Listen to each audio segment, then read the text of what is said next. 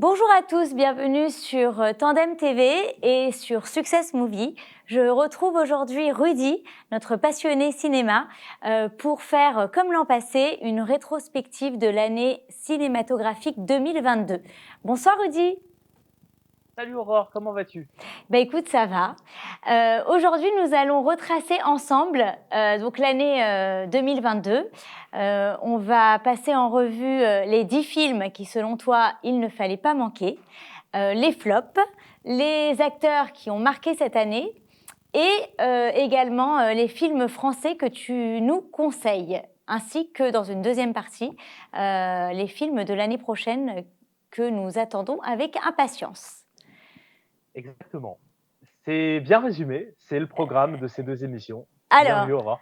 nous allons commencer donc la première partie de cette émission avec les 10 films classés selon Rudy qu'il ne fallait pas manquer cette année. Rudy, je t'écoute. Alors déjà, petite précision très importante, ils ne sont pas classés dans l'ordre du meilleur au moins bon ou du moins bon au meilleur. Il n'y a pas de hiérarchie en fait sur ces 10 films, ce sont des styles totalement différents, Mhm. des genres différents également. Donc voilà, ce sont des films qui, moi, m'ont marqué à titre personnel, des films qui ont aussi marqué le cinéma cette année, puisque la plupart de ces films ont eu un certain succès, soit critique, soit par les spectateurs. Mhm. Et donc voilà, ce top 10 est purement subjectif, je l'assume totalement, et il n'y a pas de classement. Donc voilà, on va parler des films librement, sans ordre aucun. Entendu, sauf le premier, je crois. Oui, exact, parce que le premier, je le considère, c'est exactement ça, je le considère, à titre personnel encore une fois, comme étant le film de l'année, le film qu'il fallait absolument voir au cinéma cette année. Bon. Et ce film, je te laisse nous dire de quel film il Oui, s'agit. puisque je te rejoins tellement sur ce point, moi qui suis de la génération du premier, il s'agit bien Oui, sûr de Top Gun Maverick, le deuxième volet, qui était tant attendu déjà pour l'année dernière et qui s'est fait désirer, vraiment. il s'est fait désirer parce qu'il y a eu la crise du Covid qui est Mhm. arrivée entre-temps. Et en même temps, c'est ce qui a permis aussi à tous ceux qui étaient derrière ce film de pouvoir le peaufiner du mieux qu'ils le pouvaient pour en sortir un joyau. Parce que Mhm. ce film est, à mon sens, un joyau cinématographique. Toutes les facettes que j'aime dans le cinéma sont dans ce film. Ce film est exceptionnel d'un point de vue spectaculaire. C'est pour ça qu'il faut le voir au cinéma, parce que Mhm. avec les effets visuels, la musique, la bande son de ce film, elle est mythique. Elle reprend bien Bah, entendu les notes du premier Top Gun, mhm. forcément. Voilà, ça c'est pour les fans service, Ah mais oui, également oui. pour ceux qui n'ont pas vu le premier, se retrouvent totalement. Donc la musique est exceptionnelle. Le film en lui-même, encore une fois, tous les ingrédients sont là. C'est le film par excellence où on va passer par tout un tas d'émotions. Est-ce que tu peux nous résumer un petit peu le pitch? Là, je vais inverser les rôles, comme je sais que tu l'as vu. Tu as adoré ce film, ma chère Aurore. Alors, moi j'ai vu le premier aussi, enfin je l'ai vu, c'est un petit mot, je le connais par cœur. Donc c'est un ancien pilote de l'armée de la Navy aux États-Unis, donc dans une unité d'élite des pilotes de l'aviation qui sont donc rattachés à un porte-avions. Pete Mitchell, donc indicatif Maverick, Yeah. qui est un mauvais garçon, j'ai envie de dire, parce qu'il n'est pas très discipliné, il s'est fait rembarrer tout au long de sa carrière, on le comprend dès le début, puisqu'il n'a pas du tout gravi les échelons qu'il aurait dû à son âge.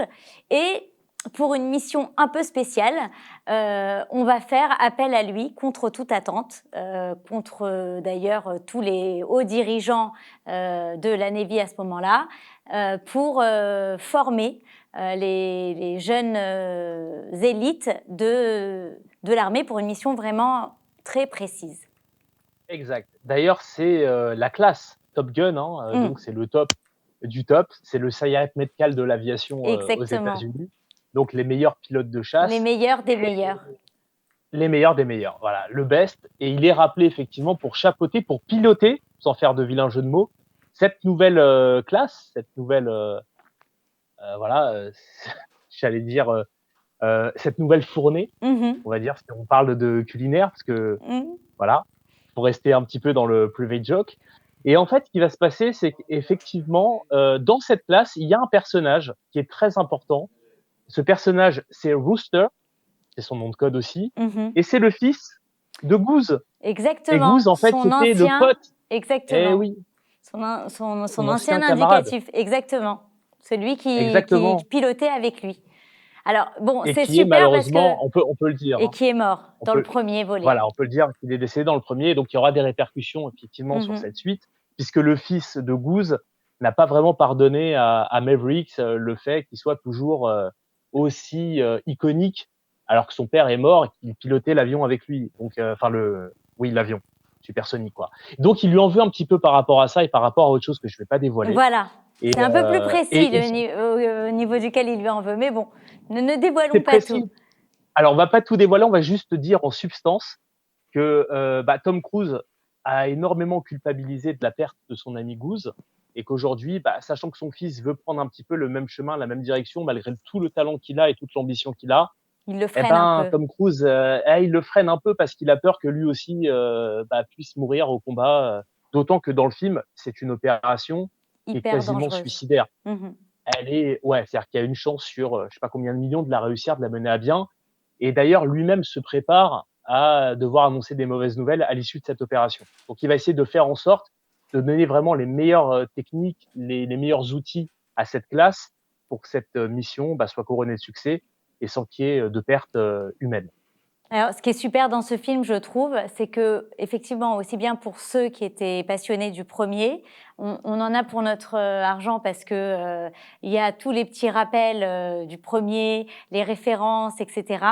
Et pour ceux qui commencent par ce volet-là, qui pourraient penser à tort, bien entendu, que le premier volet est has-been, eh bien, il y a des rappels du premier volet pour que justement, il ne soit pas du tout perdu et qu'il sache exactement les références auxquelles on se Oui, réfère, donc justement pour avancer dans le scénario de Maverick. de Maverick. Et c'est savamment dosé. C'est-à-dire qu'en Mhm. fait, on n'en fait pas trop, on en Exactement. fait juste ce qu'il faut pour pouvoir comprendre les enjeux Mhm. de ce nouveau volet. Et on comprend très rapidement parce qu'encore une fois, même au niveau des flashbacks, c'est très subtil, c'est pas surligné à fond, Mhm. c'est juste ce qu'il faut, encore une fois, et c'est juste magique au niveau du montage. Ce qu'ils Oui, arrivent à oui, faire, où finalement, même si t'as pas vu le premier Top Gun, exactement. t'es pas du tout largué, tu comprends Exactement. absolument tous les enjeux de ce film. Et ça, c'est un vrai tour de force d'un point de vue scénaristique et au niveau de la mise en scène aussi. Et il y a une scène dont je voulais te parler parce que cette scène, elle m'a mis la petite larme à l'œil, justement, qui est liée à un flashback. C'est la Mm. séquence où le fils de Goose, justement Rooster, arrive dans cette espèce de bar qui est Mhm. tenu par voilà, celle Penny. qui va être Mhm. Penny exactement, sa petite amie. Et en fait, il est là au piano en train de jouer un air, tout le monde danse autour de lui et on le sent un peu détaché, un peu rêveur, un peu Bah, dans c'est le sa seul bulle. d'ailleurs qui n'est pas en uniforme. Exact. Et ça aussi, c'est important. Et pour bien montrer le contraste justement Exactement, la visuel. référence. Exactement. Donc bien vu, ma chère Aurore. Je vois que tu as le regard. Ah, cherche pas. Et en fait, c'est ça. Et cette scène, elle est belle parce qu'il est en train de jouer effectivement un truc. Il est dans son monde. Il fige le temps. Et Tom Cruise, enfin, l'acteur bien sûr, mais le personnage de Maverick, lui aussi, son personnage est figé dans le temps parce qu'il se Mhm. remémore avec nostalgie cette séquence-là quand il était avec le père de Rooster, donc Goose. Mhm. Et Et donc, il y a d'ailleurs, cette Rooster espèce de, aussi est là à ce moment-là. Il partage. oui, il est là, il est bébé, il est posé Il est petit, c'est effectivement un petit garçon. sur le Mhm. piano, exactement. Et du coup, on arrive à comprendre le lien qui unit Exactement. tout ça. Et je trouve que cette scène, elle est tellement belle, elle est tellement bien faite d'un point de vue de la mise en scène. Mhm. Et il y a aussi quelque chose enseigné dans toutes les écoles de cinéma, c'est ce qu'on appelle le contre-champ. Et ce contre-champ, ce qui dynamise cette scène et qui lui donne vraiment toute sa tonalité émotionnelle, c'est le regard de Penny qui regarde Tom Cruise, Qui qui regarde regarde, tout Roster. à fait. Tout à fait. Et il y a un jeu de regard avec une intensité, et c'est ça aussi le cinéma, c'est filmer les pensées de ces personnages. Et là, on visualise complètement à quoi Tom Cruise pense quand il incarne Maverick dans cette scène-là, avec toute l'émotion qu'il y a derrière, et Penny qui a ce même regard, Mhm. Jennifer Connelly, donc l'actrice formidable qui interprète Penny, qui a ce regard donc sur Tom Cruise, et cette scène, elle est juste magique. Et il y a aussi dans ce film des moments de bravoure, des retournements de situation. Oui, Il y et a une puis séquence notamment qui, il y a aussi beaucoup d'effets spéciaux extraordinaires. Enfin, il est alors super. oui et J'ai non. adoré. Oui et non. Justement, ce qui fait la valeur ajoutée de ce film, et c'est pour ça que les acteurs sont aussi bons aussi dans ce film, c'est qu'ils sont réellement dans des avions de chasse. Mhm. On n'est pas sur des fonds verts Oui, je sais. avec du Il a CGI, exigé, je crois que etc. c'est Tom Cruise qui a exigé ça des acteurs. Exactement. Et du coup, ils sont tellement dans l'immersion de ce qu'ils sont en train de faire que, bah, pour le coup, c'est presque documentaire. On a des Mhm. réactions réelles. Et là, on est dans du cinéma qui est ultra réaliste et donc ultra prenant, avec une intensité folle qui démarre et qui ne lâche plus jusqu'à la fin du film. Ce film est juste une merveille cinématographique. Et voilà pourquoi je voulais commencer cette émission avec toi sur ce film-là. Alors, on va enchaîner parce que effectivement, Il y 2022, en a ce n'est d'autres. pas que Top Gun. Non. Je crois qu'il y a un autre film dont tu voulais nous parler, donc un deuxième film sur notre liste des 10 à ne pas louper. C'était Smile de Parker Finn. Alors, Smile, effectivement, c'est un film qui est sorti récemment, Mhm. durant l'automne. C'est un film d'horreur et c'est un film qui, pour moi, est le film d'horreur de l'année. En tout cas, le film d'horreur qu'il ne fallait pas rater. Il y en a un deuxième dans la liste, lui est un petit peu différent. Smile, en fait, c'est quoi? C'est une psychiatre donc qui est à l'hôpital et il y a une jeune patiente qui arrive qui est complètement déboussolée, qui assistait à une scène en fait en direct où quelqu'un s'est suicidé devant elle. Et depuis ce moment-là, en fait, elle se sent possédée par une force qui est totalement invisible, qui veut absolument la tuer. En fait, elle voit la mort partout, qui lui fait des sourires.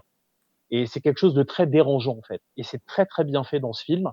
Et donc, cette psychiatre qui est face à cette jeune femme qui est complètement déboussolée, qui est vraiment au bout de sa life, et ben, à un moment donné, elle est face à elle et d'un coup, il se passe un truc paranormal où il y a une force invisible qui est en train de l'entraîner au sol.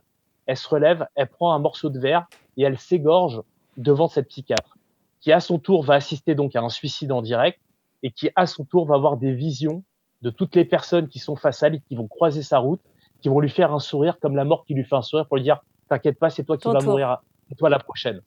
Et ce film glace le sang. C'est un film qui est très bien fait d'un point de vue de sa mise en scène. On n'est pas dans du jump scare bête et méchant. Il y a une ambiance. Il y a des retournements aussi de situation qu'on ne voit pas venir. Et voilà, c'est un film qui, moi, m'a beaucoup plu parce que je trouve que le genre horrifique ces dernières années n'était vraiment pas à la hauteur de ce qu'on pouvait faire dans les années 70, 80, voire début 90. Et même si, effectivement, dernièrement, il y a eu quelques films qui ont sorti du lot, je pense notamment à Sinister, je pense à Conjuring. Mhm. Je trouve que ce film-là propose quelque chose d'assez original et de très bien fait et de super bien interprété aussi. Donc voilà, pour moi, c'est le film d'horreur. Si on aime ce genre-là, qu'il faut absolument voir, Smile, c'est le film qu'il faut pas louper. Alors, le prochain film dont tu vas nous parler, c'est Bullet Train de, Oui, de David Leitch avec Brad Pitt, bien sûr, entre autres, très entre très autres. gros casting. Voilà, Ouais, très très gros gros casting, casting. très gros casting, que des vedettes, un film qui rappelle un petit peu bah, ce que fait Tarantino, c'est-à-dire un film Mhm. à sketch avec plein de personnages différents qui vont se retrouver dans un même endroit. Ils ont des histoires qui en réalité se rejoignent sans même qu'ils le sachent. Ils ont des liens entre eux qu'ils ne connaissent pas à ce moment-là. Et il va y avoir des tueries dans ce train. Il y a que des tueurs, des Oui. mercenaires, voilà, Des une scènes histoire de peu vengeance probables et en plein milieu d'une entre scène autres. de fusillade. Voilà, il y a du décalage, il y a beaucoup d'humour. On retrouve le style de Tarantino. Il y a un petit peu des personnages qui sont très bavards, qui analysent des situations avec un regard un peu détaché, un peu en retrait. Et voilà, il y a de la comédie, il y a de l'action, c'est survitaminé, c'est un rythme effréné, ce train ne s'arrête pas. Il Mhm. y a que des tueurs dedans, c'est un jeu de massacre. On ne sait pas qui est qui, on ne sait pas qui est la taupe, qui assassine, qui fait quoi. C'est une énorme embrouille et en fait, tout se rejoint comme un puzzle qui s'assemble au fur et à mesure et on comprend avec la fin bah, pourquoi tout ça. Et voilà, c'est un film choral comme je l'appelle, avec plein de séquences qui s'imbriquent l'une dans l'autre. Et voilà, le casting est savoureux, les scènes d'action sont très réussies. Que dire de ce film? Voilà, c'est un très beau spectacle. C'est du cinéma comme on l'aime, sans prétention, juste d'amuser le spectateur. Et je me suis beaucoup amusé quand j'ai vu ce film. Donc voilà, pour moi, c'est un des films qu'il fallait voir cette année et au cinéma notamment. Alors, le prochain, c'est un biopic. Il s'agit de Elvis. Elvis, eh ben Elvis, figure-toi que c'est le film que j'ai vu en dernier dans la Mhm. préparation de cette émission. Elvis, effectivement, bon bah là on s'attaque à une icône, Mhm. à un chanteur et acteur notamment, mais surtout un chanteur qu'on appelait le King, Mhm. qui est, qui est à ce jour d'ailleurs celui qui a vendu le plus Plus. de disques dans le monde. Et s'attaquer à un tel projet, bah il y avait quelqu'un d'assez fou comme Baz Luhrmann pouvait monter à bien un projet pareil. Baz Luhrmann est un réalisateur qui a sa propre signature, sa propre manière de mettre en place des plans cinématographiques avec beaucoup de mouvements. Et notamment, ça se ressent aussi sur le montage. Je trouve que le montage est complètement dingue de ce film. Le joyau est beau, les plans sont magnifiques. Encore une fois, il y a des transitions qui sont énormes sur des effets de caméra en fait qui font que la séquence d'après s'imbrique parfaitement dans celle d'avant. Et on voit même pas les transitions tellement que c'est bien amené, c'est très recherché. Donc c'est d'un point de vue technique très élaboré. Après, d'un point de vue de l'histoire, Baz Luhrmann en fait propose un film qui va parler d'Elvis à travers le prisme de son impresario, qui est un personnage très mystérieux, dont on ne connaît pas la réelle identité, même si on sait dans le film que c'est un Hollandais qui n'a pas de passeport, qui n'a pas de papier, et qui en réalité va créer le Le mythe mythe. d'Elvis, qui va le propulser en fait, lui alors qu'au départ il travaillait dans des cirques. Là, il va vraiment le propulser, il va le mettre en avant, il va en faire une rockstar, il va faire de lui une vedette monumentale. Et en même temps, c'est aussi cet impresario qui va être criblé de dettes parce qu'il a le vice du jeu, donc il dilapide des sommes énormes dans les casinos de Las Vegas, et qui, pour effacer un petit peu sa dette, va nouer des contrats où Elvis ne pourra plus quitter le sol américain, devra continuer à se produire à Las Vegas pendant 5 ans tous les soirs, un peu comme on a vu avec Céline Dion par la Mhm, suite, mhm. voilà, moyennant beaucoup d'argent, sauf que Elvis, lui, ce qu'il veut, c'est voyager à travers le monde, faire des tournées, etc. Et ce film, en fait, même si on parle aussi de la dimension musicale, du rock, C'est des plus inspirations l'envers du d'Elvis, décor. on voit plus vraiment le côté, voilà, l'impresario qui va magouiller, qui va le lancer, qui va magouiller, qui va le conduire finalement à sa perte, hein, puisque c'est lui qui va, Mhm. d'une certaine manière, tuer Elvis. Et en fait, dans le film, ce qu'on peut lui reprocher aussi, c'est qu'il ne s'attarde pas peut-être suffisamment aux inspirations d'Elvis avec le gospel, le rhythm and blues. Alors, bien évidemment, c'est évoqué, hein, le fait qu'il ait grandi dans une ville où il y avait une population noire qui était très présente, où il a été très influencé par ce style musical-là, et que lui, finalement, c'était une sorte d'ovni, puisqu'il arrivait finalement à chanter ce que chantaient les Blacks en étant blanc. Mhm. Et c'est ce qui a aussi propulsé son aura et fait de lui la vedette qu'il est devenu. Alors, on va parler aussi de The Batman de Matt Reeves avec Robert Pattinson, Rob Oui, que j'ai pour les trouvé, intimes. Rob pour les intimes, que j'ai trouvé très bon. C'était un pari assez risqué parce que Pattinson, il a beaucoup été décrié par les internautes et le fan service lorsqu'on a appris que c'était lui qui allait tenir le rôle de la célèbre chauve-souris. Mhm. Et en fin de compte, il a un côté un peu dark, un peu gothique que j'aime bien. Je l'ai trouvé très bon dans ce rôle. Donc pour moi, c'est une bonne surprise. Le Batman n'est pas foncièrement un excellent film, mais c'est pas non plus un mauvais film. C'est un film que je trouve moi, à titre personnel, neutre, parce qu'il est ni bon ni mauvais. C'est un film qui se regarde, qui est plaisant et qui a quelques défauts. Les défauts en tout cas, moi, je note par rapport à Mhm. ce film, c'est le fait que les personnages secondaires n'existent pas, que ce soit le pingouin, qui est interprété par Colin Farrell, qui est méconnaissable, Ah que ce oui. soit Catwoman proposée par Zoé Kravitz, la fille de Lenny Kravitz. Mm. Voilà, il y a Qui des jouait dans personnages Divergente, entre autres. mhm, entre Et, autres. et elle a joué aussi d'ailleurs dans X-Men. Oui. Elle joue le rôle d'un des personnages, voilà, qui a des pouvoirs, qui a des ailes d'ailleurs qui se déploient.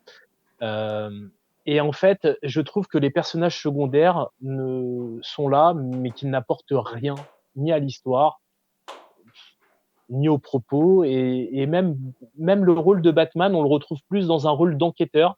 Alors, on s'est rapproché un peu des parce que c'est sa fonction principale. Mais c'est vrai qu'au cinéma, on l'avait jamais vu sous cet angle-là. Et là, dans ce film, on voit plus un enquêteur qui arrive sur des scènes de crime, Oui. qui va essayer de trouver qui a fait ça. Donc, c'est un film d'enquête un peu plus policier que voilà un film de super-héros classique comme on a l'habitude de le voir. Ils ont peut-être voulu faire quelque chose d'un peu similaire à Joker avec Joaquin Phoenix, c'est-à-dire de recentrer quelque chose de plus psychologique dans un thriller un peu plus nerveux et moins dans la surabondance d'action et d'effets visuels et ce genre de choses. Je l'ai trouvé Même très s'il y en a noir quelques-unes. comme film, très Il est très sombre. sombre. Mm.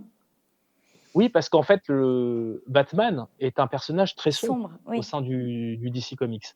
Et là, dans le film, ils ont voulu vraiment le montrer sous une nouvelle couleur, une nouvelle tonalité, qui encore une fois est intéressante sur le papier, mais je trouve que le film perd un petit peu aussi en intérêt et je le trouve assez long. C'est-à-dire qu'à plusieurs reprises, j'ai regardé ma montre, et ça, généralement, c'est pas bon signe quand on regarde un film C'est vrai. avec des super-héros. C'est vrai que les films de Marvel, généralement, on s'ennuie jamais. Là, dans ce film, il y avait des moments où on était un peu down. Par contre, ce que j'ai beaucoup aimé dans ce film, c'est la manière dont Batman fait irruption, parce que il y a plein de séquences en fait qui sont très bien filmées avec des angles de caméra assez particuliers, un travail sur la lumière, et en fait, on voit la pénombre dans chaque scène et on se Oui, dit est-ce qu'il va être Batman là? Est-ce va qu'il va être surgir. là? Oui, c'est Est-ce vrai. qu'il va surgir exactement de la pénombre? Il y a une scène où à un moment donné, on se dit ça y est, il va arriver. Et quand il arrive, on a envie de se lever et applaudir tellement que c'est iconique la manière dont Oui, il c'est arrive. ça. Voilà, donc C'est cette vrai. scène est très réussie. L'entrée en matière de Batman. Il y a une autre scène que je retiens dans ce film qui était très réussie aussi. C'est la fameuse scène de la course-poursuite qui est filmée d'une manière totalement folle et c'est du grand art. Voilà. Voilà ce que je pouvais dire sur Batman. Alors, le prochain film qu'il ne fallait pas manquer, c'est Nightmare Alley de Guillermo del Toro, un film sur le Guillermo del mentalisme, Toro. je crois. Alors, c'est pas dit clairement. En fait, c'est un personnage interprété par Bradley Cooper. Mhm, On va y revenir à mhm. sa performance parce que pour moi, je pense qu'il peut gagner un Oscar grâce à ça. Voilà, on en reviendra un peu plus tard. Mais en ce qui concerne le film, donc le personnage qu'il incarne, c'est quelqu'un qui a mis le feu à la maison dans laquelle il était dans le Midwest. Il y a un cadavre, on ne sait pas qui est ce cadavre. On sent qu'il est en train de fuir une situation, qui fuit quelque chose. Il va arriver dans un endroit qui est une sorte de cirque mais en mode freak show. Alors, est-ce que tu sais ce que c'est que le freak show, Absolument pas. Aurore? Alors, en fait, tu sais, c'est les cirques américains dans les années 20, 30, 40, Comme où en fait, dans tu as The Greatest des... Showman? Bravo, c'est la référence que j'allais te sortir. Et je vois que tu as une très bonne culture, c'est très bien. C'est exactement ça. C'est-à-dire qu'on va composer le cirque avec notamment des numéros de Mhm, personnes qui sont les rejetés de la société parce qu'ils ont des particularités. Un petit peu comme le géant dans Big Fish, et mhm. notamment Danny DeVito qui joue le nain qui est un loup-garou dans le film Big Fish donc de Tim Burton que j'adore, qui est un de mes films préférés. Et donc voilà, c'est ça. Donc c'est un univers un peu freak, c'est un peu malsain, un peu malaisant. On est dans du film noir, donc c'est des films qui sont assez pessimistes. Et donc Bradley Cooper, donc son personnage, arrive dans ce cirque-là, il va dépanner le responsable, on va dire, il va l'aider à faire un truc, et il va se prendre en sympathie pour un couple. Et ce couple, en fait, fait croire, font croire que ce sont des médiums, qui font de Mhm. la télépathie, etc. Alors tout ça, bien évidemment, est truqué. Il y a de la lecture à froid, et c'est là qu'on en revient finalement à la science du mentalisme, où ils vont faire croire à des gens qu'ils arrivent à lire l'avenir, qu'ils arrivent à lire des choses à distance sans se parler. Et tout ça, bien évidemment, c'est une supercherie, c'est du fake, mais les gens, eux, pensent que c'est réel. Et d'ailleurs, c'est tout le propos de la série Mentaliste avec Patrick Jane, Mm. puisque lui, au départ, c'est un médium qui Mhm. gagne des fortunes Qui, en faisant ça c'est un et arnaqueur qui au est début. un arnaqueur. C'est un professionnel de l'arnaque qui se fait Mhm, passer pour un médium et qui mhm. dit ensuite être médium, ça n'existe C'est pas, pas. tout est Mhm. bidon, tout est Bien faux. sûr. Je suis juste un mentaliste, c'est-à-dire que je vais déceler des détails sur quelqu'un et grâce à ce détail, je vais lui sortir des trucs qui sont vrais parce que le langage du corps dit des choses. Et c'est ce qu'on appelle la lecture à froid ou la PNL, donc programmation neurolinguistique, où les gens disent des choses sans même le dire. C'est le corps qui parle. Et donc Bradley Cooper, donc son personnage, va commencer à s'initier à ça. Et à un moment donné, donc le couple et notamment le mari qui est alcoolique va lui dire fais très attention parce que c'est quelque chose qui est très très dangereux si tu commences à croire à tes propres mensonges et ça peut aller jusqu'à ta perte et tu peux perdre ton âme là-dedans. Si tu crois et tu commences à croire que tu es un vrai médium et que les gens ils vont commencer à t'aduler, penser que tu as des super pouvoirs, ils vont te prendre pour une sorte de Jésus, etc. Et tu vas devenir iconique et tu vas te perdre là-dedans. Donc fais très attention de ne pas te prêter à corps perdu dans ce jeu-là parce que c'est un jeu qui est dangereux. Donc il y a une mise en garde. Lui, bah forcément, il va pas en tenir compte. Mhm. Il va monter un show S'oublier. avec la femme dont il va voilà, tomber amoureux qui s'appelle Molly. Donc il va partir avec elle, quitter cet endroit pour monter son propre spectacle qui va être un succès quasi immédiat. Et à la suite de ça, bah, il va y avoir donc le revers de la médaille qui est anticipé, qui est même amorcé au début du film. Et donc c'est un film qui est très intéressant. On est sur un thriller psychologique très sombre et extrêmement bien mis en image, en narration. La narration est top, les plans sont magnifiques et Bradley Cooper dans ce film est impérial et c'est pas le seul. Tout le casting est très bon. Il y a Cate Blanchett qui est énorme dans ce film aussi. Je peux pas trop en parler parce que je serais obligé de spoiler des choses et j'ai pas envie. J'ai vraiment envie que ce film soit découvert par le plus grand nombre parce qu'il a fait un flop lors de sa sortie et malgré tout, il a été encensé par la critique de tous ceux qui l'ont vu. Alors, le prochain film dont tu voulais nous parler, c'est Armageddon Time. Oui, alors c'est un film qui est actuellement toujours sur, nos écrans, en tout cas, Mhm. en France. Armageddon Time, c'est un film, qui est réalisé par, James Gray Mhm. et dans ce film, il y a une part un petit peu autobiographique qui est très intéressante. Donc on va suivre, un personnage qui est très jeune, donc c'est un enfant qui est en train de devenir adolescent, qui est un enfant qui est un enfant à problème parce qu'il n'écoute rien, il va en faire qu'à sa tête et lui, l'école, en fait, ça le saoule. Lui, ce Il y qu'il en a a en lui, plein, c'est hein. une âme d'artiste. Il y en a plein et il a une âme en lui, voilà, artistique très prononcée. Il a envie de faire de la peinture, il se voit comme un super héros et en fait, ce film est extrêmement touchant. C'est un film qui est, très puissant d'un point de vue émotionnel parce qu'on pourrait penser que c'est juste un film sur une tranche de vie qui raconte finalement, un morceau, voilà, de la vie de ce jeune acteur qui est incarné à la perfection. Alors je vais te donner, le nom, je te demande juste un instant, parce que c'est un acteur que je ne connais pas, je l'avais jamais vu, avant ce film. Il s'appelle Banks Repeta et donc il incarne le personnage de Paul Graff et Paul Graff, c'est un petit peu, en substance, le réalisateur qui raconte un peu son enfance dans cette famille juive, voilà, dans un quartier populaire assez pauvre. Ils ont pas des gros moyens. Le papa est plombier et ce qu'ils veulent, c'est que les enfants, Et un vrai réussissent, métier. Mhm. aient un vrai métier. On est aux États-Unis, donc il y a ce côté un petit peu rêve américain. Donc ce sont des juifs, voilà, qui essayent de vivre malgré aussi l'antisémitisme, hein, parce qu'il existe malgré tout aux États-Unis, à Mhm. ce moment-là. Alors il n'est pas aussi criant que le racisme qui est vécu par les noirs et justement ce jeune garçon va se lier d'amitié avec un jeune noir qui est aussi un acteur, brillant. C'est un acteur donc, le personnage lui a redoublé donc dans la classe où se retrouve donc ce Mhm. ce jeune garçon. C'est un garçon qui est à problème lui aussi. C'est un petit peu entre guillemets «le délinquant de la classe» et les 2 vont se lier d'amitié parce que les 2 finalement Se sentent n'aiment un pas ce peu. côté, Mhm. voilà, un peu exclu, un petit peu à part. Ils se sentent pas leur place en fait dans cet établissement et voilà, il y a la pression aussi sociale d'une famille juive qui veut que l'enfant, voilà, aille forcément dans les meilleures écoles et à un moment donné, il y a le grand-père aussi qui fait irruption. Le grand-père qui est incarné par Anthony Hopkins qui est, Incroyable. bouleversant dans ce film. Mhm. Voilà, qui apporte ce côté de la sagesse un petit peu des anciens, qui comprend exactement qui est ce garçon, qui aime ce garçon pour ce qu'il est et finalement ce garçon, le lien qu'il a avec son grand-père, il l'a pas avec ne serait-ce qu'avec ses parents. Il a un lien C'est très souvent le cas. particulier avec lui.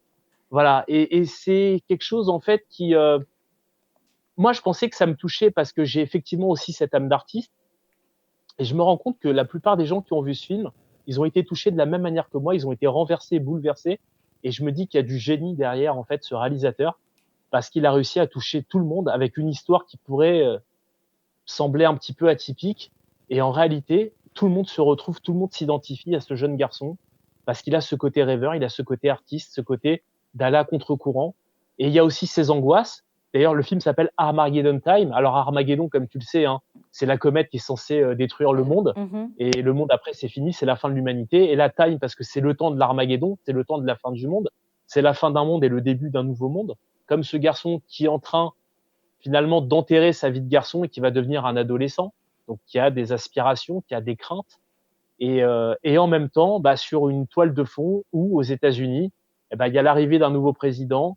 C'est maintenant une société de consommation, une société, capitaliste, donc c'est une nouvelle Amérique qui arrive, qui émerge et donc la fin d'une ancienne Amérique et ça, c'est en toile de fond de l'histoire qui nous est racontée à travers ce petit garçon et c'est un film qui est, encore une fois magnifique, qu'il faut voir, qui est pareil au niveau des plans. Chaque plan raconte quelque chose. C'est pas juste on pose une caméra et on fait du champ contre champ. Il y a une volonté de montrer des choses à travers aussi parfois une lumière, une couleur, la manière dont on dispose sa caméra. Chaque plan raconte quelque chose. Il y a la partie qu'on voit et la partie qui nous est racontée qu'on ne voit pas mais qu'on peut ressentir. Et c'est un film voilà qui est pour moi un coup de maître. Ben, écoute, tu donnes vraiment envie alors que le titre n'était pas très alléchant, je te l'avoue. Non, il est assez particulier. D'ailleurs, c'est une chanson, hein, qui s'appelle Armageddon Time, qui tourne à un moment donné dans le film. Pour info. Alors, le prochain film dont tu voulais nous parler, c'est The Sadness. Raconte-nous un peu Oui. de quoi il s'agit. Ah, alors attention. Ce film-là, je précise, attention, strictement interdit aux moins de 18 ans. C'est peut-être le film qui m'a le plus choqué dans ma vie. Ah, Alors, c'est un film taïwanais. Et c'est un film, de zombies, classique avec une épidémie qui rappelle un petit peu le covid, où Mhm, les gens s'enferment chez eux, ils ne peuvent plus sortir et dès qu'ils sortent après voilà, les gens se transforment en zombies et ils sont attirés par la chair, donc ils mhm. vont se dévorer les uns les autres. Donc c'est un film classique de voilà, de zombies comme on en a vu, des dizaines et des dizaines. Mais là où le film va très, très loin, c'est que la plupart des films de zombies, généralement, on a du gore, mais c'est pas un gore qui est ultra réaliste. C'est-à-dire Là, qu'on ça l'est voit ouais, c'est tellement trop. réaliste qu'on a l'impression que c'est réel, Mm. tellement que c'est bien fait et tellement ça va loin dans l'ultra réalisme et en fait, c'est un film qui est, dégoûtant. Quand tu vois ça, tu as du dégoût, tu te dis: «Ah, ça va trop loin, ça te met mal». Limite, tu as envie de gerber tellement que ça va loin, tu as vraiment des scènes mais atroces parce que tu as pas seulement la torture du gore qu'il y a dans le film, tu as la torture psychologique qui va avec. Tu as des séquences dans le film où en fait les gens, si tu veux, ils basculent dans une inhumani dans une c'est ça, ils deviennent totalement inhumains Je ne sais pas et en si on réalité est loin lorsqu'ils de la réalité quand on écoute les informations, mais bon, c'est une aparté. alors voilà, sauf que là, c'est poussé c'est exactement ça, hein, c'est une satire sociale, mais qui est poussée à son paroxysme, mais alors, puissance, 1 Mais 000 000. j'ai C'est-à-dire que tu l'impression peux pas que faire pire. j'ai l'impression que c'est la spécialité des Asiatiques de faire ce genre de films, Oui, de séries. Ils poussent au maximum ils vont les très loin, limites. Mhm. toujours. Ils vont toujours très, très loin dans les limites, et c'est ce que j'aime dans les films asiatiques, c'est qu'il y a pas de on est toujours à fond, on est toujours à bloc et il y a pas de censure, il y a pas Non, d'autocensure. On va vraiment à fond et on largue tout et en fait, ce que je te disais juste avant, effectivement, c'est ce qu'on retrouve dans ce film et dans beaucoup de films asiatiques, c'est que tu as aussi une terreur psychologique. C'est un film qui te remue parce que en fait, tu vois comment l'humanité bascule et dans le film, à chaque fois qu'une personne devient contaminée à la suite, d'une morsure ou voilà parce que, dans l'air, il y a le virus qui se propage et ben, en fait, tu te rends compte que ces gens-là qui deviennent des infectés, vont directement aller dans, le sexe, dans la violence, dans tout ce qui finalement est, qui dépend du ça. Tu sais, dans la mm, psychologie, mm. tu as le surmoi, tu as le ça, et le ça, c'est tout ce qui touche vraiment, voilà, au désir, à tous les trucs les plus enfouis, ce qu'on n'a pas envie de voir, ce qu'on veut pas voir ressurgir et en fait, on va vraiment là-dedans et c'est vraiment, c'est horrible. C'est vraiment une descente aux enfers, un voyage dans les abîmes les plus profonds de ce que l'inhumanité peut produire et c'est un film qui, moi, m'a complètement terrassé. Je me suis dit: «C'est une expérience cinématographique». Alors attention, encore une fois, c'est pas tout le monde qui peut Bon, voir ce genre personnellement, de je film. n'irai pas voir ce film. Voilà, mais par contre, pour les personnes qui veulent des sensations fortes et qui aiment ce genre-là, ce film va vous mettre une énorme claque et c'est pour ça que je le cite dans les films à voir dans le top 10 de cette année. Mais il y a un gros point. Attention. Ouais, D'accord. uniquement pour les personnes qui aiment et attention, ne crois pas, il y en a beaucoup qui aiment aller voir des films au cinéma pour chercher des émotions Oui, très oui, fortes oui, et certainement. Le ce cinéma, film va très, très loin. c'est très personnel. Chacun il trouve, chacun y va pour une raison particulière et chacun y cherche. C'est très personnel, je trouve, ce qu'on attend d'un film au Ouais cinéma. et tu peux aussi exorciser certaines angoisses en regardant ce genre de film. Mhm. Il y a un côté thérapeutique, même si là, il est très, très poussé, je l'admets. Je ne sais pas, on demandera peut-être la prochaine fois que je ferai un duo de doc au docteur ce qu'il en pense, Ouais. d'exorciser ses craintes, ses peurs par un film un peu gore comme ça. Alors, Très gore. Alors juste, excuse-moi, juste oui, pour finir, Aurore, excuse-moi, je termine là-dessus parce que je viens de m'en souvenir et c'est important.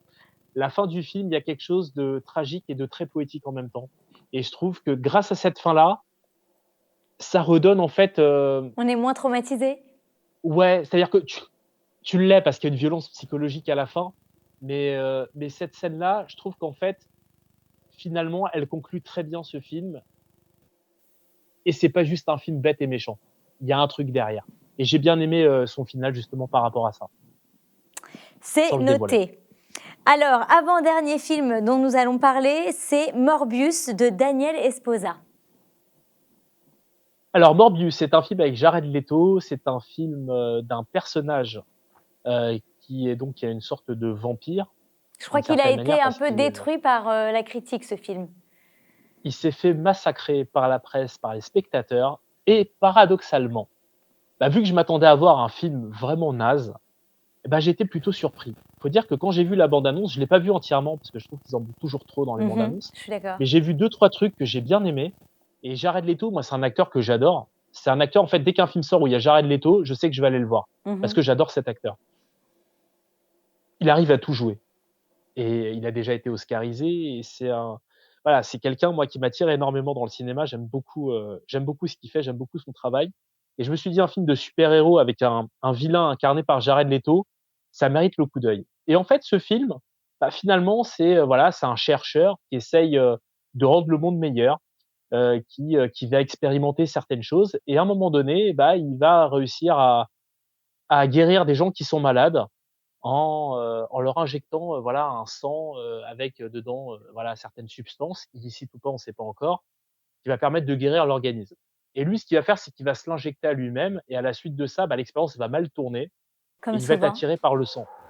Exactement. Donc en fait, ce qui est intéressant dans ce film, c'est que lui, au départ, il est perçu comme un méchant dès qu'il se transforme et qu'il devient un vampire, il va se mettre à tuer tout le monde. Sauf qu'en réalité, il a quand même une conscience. Et lorsqu'il redevient humain, il a conscience qu'il a fait des choses terribles. Donc il va commencer à faire très attention. C'est une sorte de gentil vampire. Sauf que dans le film, son ami d'enfance avec qui il était, lorsqu'il était dans une espèce de, tu sais, d'endroit où les enfants finalement n'ont pas de parents, et ils grandissent ensemble dans des orphelinats, etc.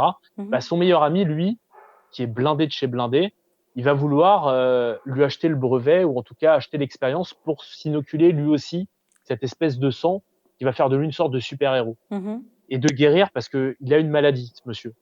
Et en fait, le personnage de Jared Leto va lui dire: «Écoute, ne t'injecte pas cette merde parce que tu ne connais pas les effets secondaires, ils sont terribles et c'est mauvais et moi je regrette de l'avoir fait». Sauf que lui, il trouve tellement ça tellement badass, le fait que l'autre il ait des super-héros qui fassent des trucs de ouf et tout, qu'il va réussir finalement à lui dérober, un sérum. Il va se l'injecter et c'est lui qui va devenir le méchant du film parce que lui, il va vouloir détruire tout le monde. Contrairement à Jared Leto qui lui, Va va essayer de garder se de sa contenir, conscience. voilà, sa conscience et de se nourrir d'un sang qui n'est pas forcément humain. Mmh. Alors au début du film, à sa décharge, les personnes qu'il va tuer tout au début du film, ce sont des mercenaires qui ont du sang sur les mains, qui sont pas des types recommandables. Et lui, il est en légitime défense. Il cherche à le mitrailler quand il s'échappe de sa cage. Donc, par légitime défense, il va décimer tout le monde. Mais c'est là où le film est intéressant, c'est qu'il va pas rester justement dans cette couleur-là jusqu'à la fin. Il y a une sorte de rédemption et il va ensuite affronter son ami d'enfance qui, lui, va partir complètement dans le décor. Et voilà, moi, ce film-là, je l'ai trouvé aussi spectaculaire, intéressant, bien incarné et bon, il s'est fait massacrer par la critique, peut-être parce qu'on en attendait trop, justement. Et moi, je m'attendais à rien, donc du coup, j'étais agréablement surpris. Et puis peut-être aussi parce que des films sur les vampires, on en a quand même, avalé pas mal ces dernières années. Il y en a beaucoup. Il y en a beaucoup, effectivement. Alors le dernier, film de notre top list, c'est She Oui. Said, évidemment. On ne pouvait pas passer, outre ce film. Oui, c'est un film qui défraie l'actualité, puisqu'en fait, c'est un film qui est basé sur des faits réels, et notamment, bah, je dirais la chute d'un géant du cinéma, puisqu'on parle de Harvey, donc de Miramax, Harvey Weinstein, j'ai Mmh. eu un petit Pardon, moi bug, aussi, désolé, donc Harvey Weinstein. OK. Ouais, de Harvey Weinstein, donc qui était le directeur de Miramax Productions, qui a produit un nombre incalculable de films et d'immenses succès, notamment les films de Tarantino, hein, Mmh. on peut le dire. Et donc, Harvey Weinstein, c'est un petit peu, voilà, le gourou de la production cinématographique et malheureusement, bah, il a abusé de son pouvoir qui était immense pour faire des saloperies et c'est à la suite de son déclin Qu'est né le qui a mouvement, été voilà, qui est né le mouvement MeToo, qui a MeToo. été initié par 2 journalistes, dont l'une des 2 d'ailleurs est Fudge, hein, qui Mmh. s'appelle Jodie Cantor et donc voilà, donc pour pas que ça soit un film accusé d'être bête et méchant et antisémite et cetera, pas du tout. L'une des 2 nanas qui a enquêté et ça a été très dur puisque ce film retrace justement l'enquête qui a permis sa De chute et qui Mmh. a permis sa condamnation. Bah, voilà, l'une des 2 journalistes était elle-même de confession juive. D'ailleurs, c'est souligné dans le film puisqu'il y a une scène tout au début où cette femme est en train de célébrer, le Shabbat avec son mari et ses enfants, en train de faire Nadik Ner Chaque Shabbat, Shabbat. quoi, Mmh. les bougies de Shabbat. Donc voilà, pour bien montrer qu'on n'est pas dans un film, Antisémite. voilà, antisémite, on pourrait se dire: «Voilà, on va taper sur lui», avec, derrière des arrière-pensées. Il y a aucune arrière-pensée. D'ailleurs, moi, ce qui m'a énormément plu dans ce film, c'est qu'on est d'une certaine manière, c'est pas un film féministe.